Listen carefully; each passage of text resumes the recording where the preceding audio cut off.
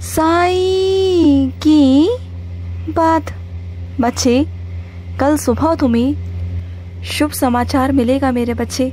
कल सुबह का इंतज़ार करो। कल की सुबह तुम्हारी बहुत खूबसूरत होने वाली है। मेरा आशीर्वाद है तुम्हारे साथ। तुम्हारा जीवन हरा भरा रहेगा, तुम्हारी झोली खुशियों से भरी रहेगी मेरे बच्चे। ये मेरा आशीर्वाद है तुम्हारे लिए। तुम्हारा घर परिवार भी हरा भरा रहेगा। तुम्हारे घर परिवार में भी ना सुख शांति आएगी। तुम्हारे घर में बहुत सारी खुशियाँ आएंगी, बहुत बहुत सारी खुशियाँ।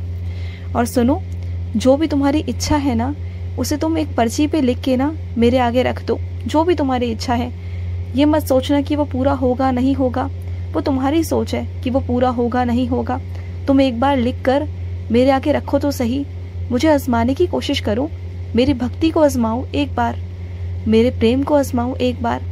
तुम्हें समझ में आ जाएगा कि तुम्हारा बाबा तुम्हारी कितनी सुनता है ना।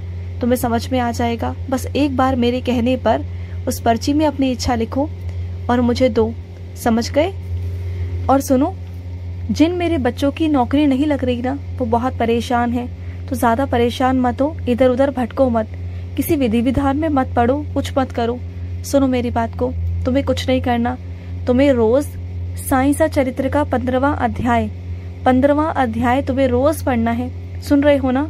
तुम ही से कह रहा हूँ कि रोज तुम्हें 15वां अध्याय साईं सा चरित्र का पढ़ना है। किसी से कुछ नहीं कहना, किसी से कुछ नहीं करना। तुम्हारे पास नौकरी अपने आप आ जाएगी। जिस नौकरी की तुम तलाश में हो ना, वो नौकरी तुम्हारे पास खुद चल कर आएगी। तुम देख लेना, कैसे भी आएगी, किसी भी माध्यम से आएगी, वो तुम्हारे पास अपने आप चल के आएगी। और सुनो, तुम ना अखबार पढ़ने की आदत डालो मेरे बच्चे। तुम्हें अखबार पढ़ने की ना आदत नहीं है, क्योंकि देखो, अपने घर के साथ साथ तुम्हें आस पास और दीन दुनिया की भी खबर रखनी बहुत ज़रूरी होती है। क्योंकि तुम इस दुनिया में रहते हो, इस समाज में रहते हो, तो अखबार पढ़ा करो। बहुत सारा ज्ञान तुम्हें वहाँ से प्राप्त होता है मेरे बच्चे। बहुत सारी चीज़ें हैं जहाँ से तुम्हें प्राप्त होती हैं, और तुम्हारे लिए भी कल्याण है और दूसरों के लिए भी। अगर कोई तुमसे पूछे ना किसी भी बारे में, तो तुम वहाँ पर उन्हें बता सकते हो। और ज्ञान रखना ना हर क्षेत्र में बहुत ज़रूरी है मेरे बच्चे। ज्ञान से ना ये नहीं कि तुम कुछ करो, तुम कुछ ना भी करो ना, तो वो तुम्हारे लिए भी बहुत आवश्यक है। जानते हो क्यों? क्योंकि दुनिया में ना तुम्हें कोई बेवकूफ़ नहीं बना सकता, तुम्हें कोई धोखा नहीं दे सकता। इससे पहले यही हुआ है तुम्हारे साथ। बहुत पहले जब तुम किसी भी चीज़ों को समझ नहीं पाते थे, तो लोगों ने बहुत तुम्हारा फ़ायदा उठाया। तुम्हारा पैसा भी लूटने की बहुत लोगों ने कोशिश की है, हर तरीके से तुम्हें बेवकूफ़ बनाया। लेकिन आज तुम इतने सक्षम हो गए हो, समझदार हो गए हो कि तुम्हें पता है कि कहाँ चीज़ क्या है और क्या नहीं है ना, कितने की है क्या नहीं है, तुम्हें सब पता है। लेकिन अब ना तुम समझदार हो गए हो, तो मैं इसलिए बोल रहा हूँ कि अखबार पढ़ने की आदत डालो। अखबार क्या, तुम ना किताबें भी पढ़ा करो। जो तुम किताबें पढ़ोगे ना, अलग अलग तरह की किताबें, ज्ञान भरी किताबें, उनसे भी तुम्हें बहुत सारा ज्ञान प्राप्त होगा और तुम्हारे जीवन में ना बहुत सारे बदलाव आएंगे। क्योंकि पढ़ने से ना मेरे बच्चे, जीवन में बहुत सारा ज्ञान प्राप्त होता है। माँ सरस्वती की कृपा होती है, तुम्हें बुद्धि प्राप्त होती है, जिंदगी में चलने का सुरूर प्राप्त होता है। बहुत सारी चीज़ें हैं मेरे बच्चे, पढ़ना बहुत आवश्यक है, बहुत आवश्यक।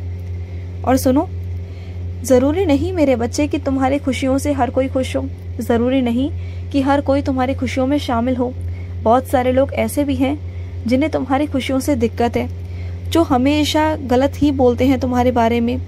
लेकिन तुम ना परेशान मत हुआ करो। तुम हर किसी को ना अपनी खुशी में खुश नहीं कर सकते। हर कोई तुम्हारी खुशी में खुश नहीं होगा, और हर कोई तुम्हारे दुख में ना गमी नहीं मनाएगा। तो इस बात के लिए ना किसी से उम्मीद मत किया करो। जो लोग तुम्हारे साथ खुश हैं उनके साथ खुश रहो, और जो लोग खुश नहीं हो रहे ना, उन्हें उनके हाल पर छोड़ दो।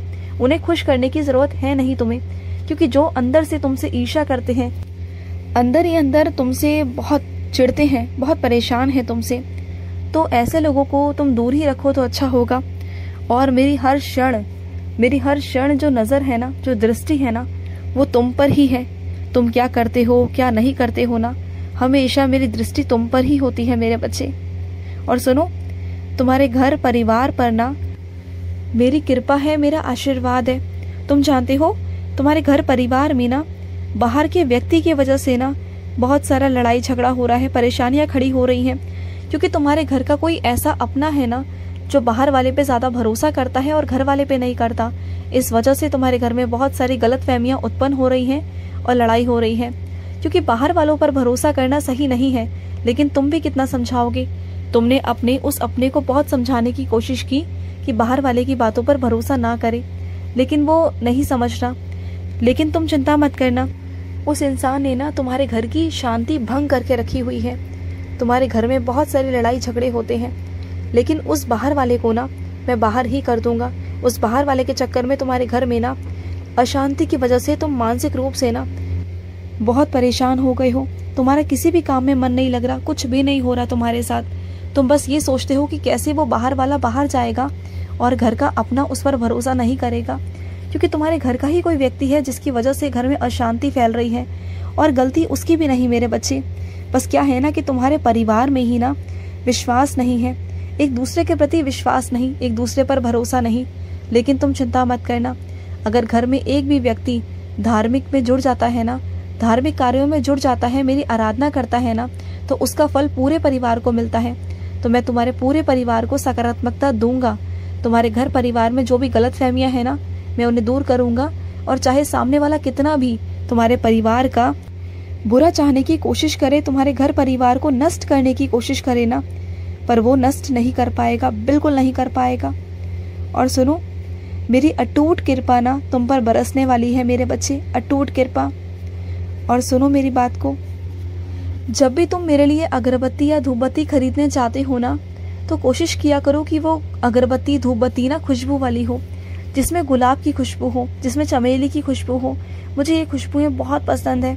जब तुम सुगंध भरी लेकर आते हो ना धूपबत्ती अगरबत्ती, तो मुझे बहुत अच्छा लगता है। तुमने कभी कभी ध्यान दिया होगा, जब भी तुमने मेरे आगे सुगंध वाली धूपबत्ती अगरबत्ती जलाई है ना, वही खुशबू तुम्हें कहीं और से भी आई। तो वो खुशबू पता है कैसी थी? वो खुशबू मेरी थी, क्योंकि मैं तुम्हारे आसपास उस वक्त था मेरे बच्चे। बस तुम समझ नहीं पाते हो, कभी कभी तुम्हारा दिमाग नहीं चलता, क्योंकि तुम और किसी चिंताओं में घिरे हुए होते हो।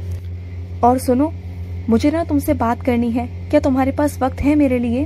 तो सुनो मेरी बात को, अगर वक्त है तो सुनो। मैं तुम्हारे भविष्य के बारे में ही बात करने आया हूँ। मैं तुमसे बस ये कहना चाहता हूँ कि अपने भविष्य को लेकर ना अपने वर्तमान को खराब मत करो। जो तुम्हारा वर्तमान है ना, ये बहुत अच्छा है मेरे बच्चे। बाकी अगर दूसरों की जिंदगियों में देखोगे ना, तो उनका वर्तमान भी अच्छा नहीं। तुम तो भविष्य की चिंता करते हो।